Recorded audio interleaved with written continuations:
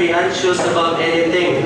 And as we are fulfilling our duty, we should not do anything for the sake of our anxiety. Because we have a divine life that knows no anxiety. Salamat sa Ginoo so na kita nakadawatas kinabuhi niya sa Ginoo. Pero kaning kabalaka, religion malikayan. Kaya habang nagkadagko ka, labi na kay pamilya, musamot yun mong kabalaka. Pero dili kayo ka mabalaka may igsoon. Na-enjoy na ko ba na karing antidote sa anxiety is we need to pray. Salamat sa Ginoo na tungod aning mga anxiety, tungod aning environment na to, muduol yun ka sa Ginoo. Makaduol na niya sa Ginoo kay ang tuyo sa Ginoo matransforma na may igsoon.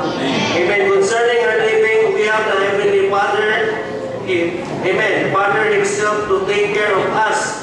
As He take care of us, amen, of our material needs, He dispenses His element into us. So, faithful lang atong Ginoo may igsoon.